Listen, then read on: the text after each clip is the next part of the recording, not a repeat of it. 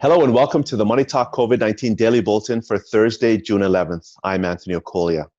In a few minutes, I'll be speaking with Bart Mellick, Global Head of Commodity Strategies at TD Securities, about the recent surge in the price of gold. But first, a quick wrap of today's headlines. The pace of U.S. unemployment claims declined again last week. Weekly jobless claims totaled 1.5 million, its 10th straight weekly decline. Those unemployment numbers directly related to the coronavirus pandemic, which hit a grim milestone in the US, surpassing 2 million cases of the virus, with more than 20 states and Puerto Rico seeing a spike.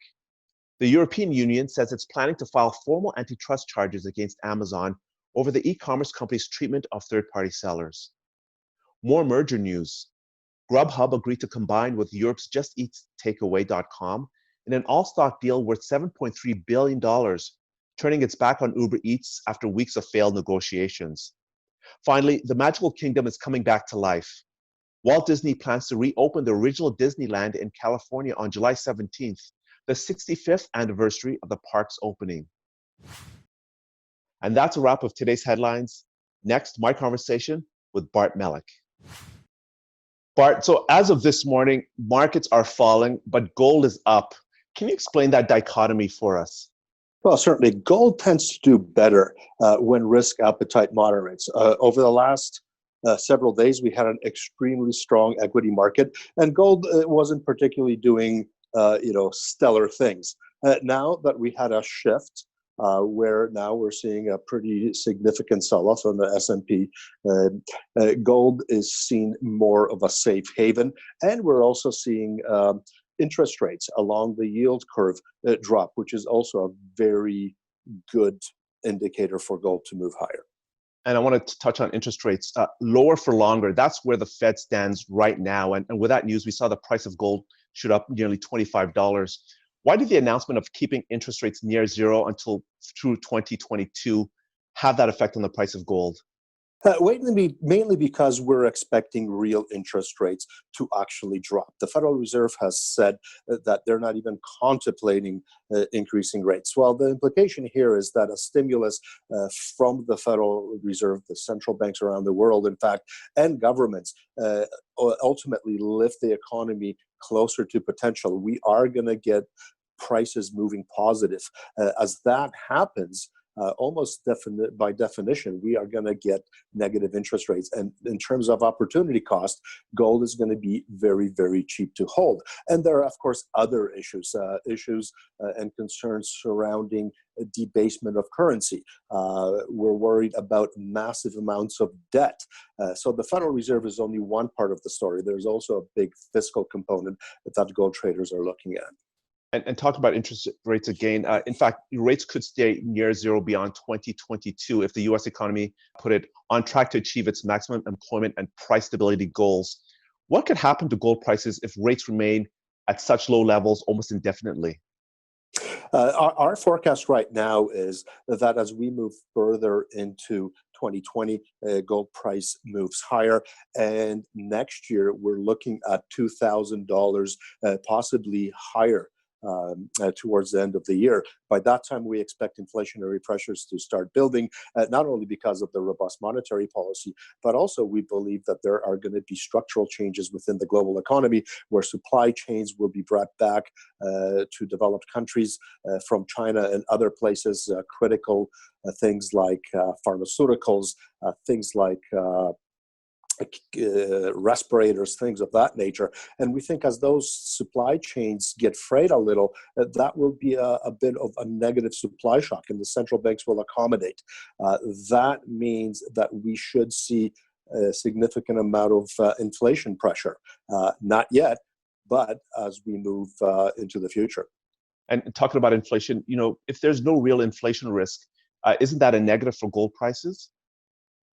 Well, not necessarily, because gold price fundamentally will respond to real interest rates. So it's not so much about what the inflation rate is per se, but more accurately is what central banks or monetary authorities, if you like, will do. If inflation, in fact, is low, we could very well see central banks do whatever they can to move those inflation expectations higher because a deflationary spiral is extremely dangerous. So ironically, we're in a situation possibly that if inflation goes down, gold does better because real interest rates could be pushed further. Very interesting. Mr. Powell didn't talk about negative interest rates, but he didn't definitely say they're not in the cards at all. And we've seen a period of time in North America where Fed fund futures were actually showing negative rates. We're not saying that's the base case, but certainly there could be a risk if we see a disinflation. We don't expect it. So either way, gold is in a sort of positive catch-22 situation here. If inflation moves higher and the Fed stays in the zero bound, that's good for gold. If inflation tends to go lower, the Federal Reserve will move heaven and earth to make sure that inflation moves up and will stimulate in any way it can, and will use tools that it hasn't used yet. As an investor, if I'm bullish on gold, how do I play the gold market right now? How can I play gold?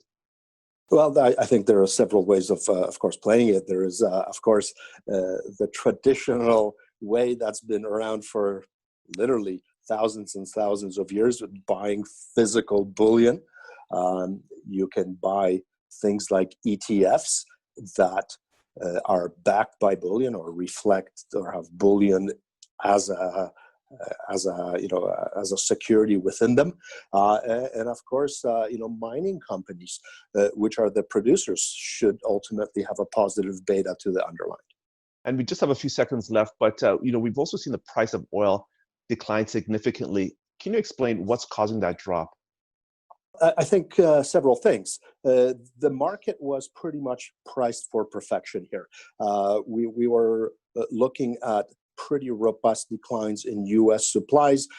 Saudi Arabia recently cut 1 million barrels. And then we had the agreement over the weekend, which extended the 9.7 million or so of cuts. But Saudi Arabia has also made it clear with some allies that the extra cuts aren't going to continue. And at the same time, we're looking possibly at more production from U.S. shale. And we, of course, have a bit of a problem on demand expectations as some infection rates in some U.S. states are increasing. So market was priced for perfection. We didn't get perfection from OPEC Plus in terms of announcements. It was, I think, to some, a little bit of a disappointment. And now we're seeing it lower. In fact, we in our model portfolio have unwound our long spread bet on that. Bart, thank you very much for your time. It was my pleasure. Thank you.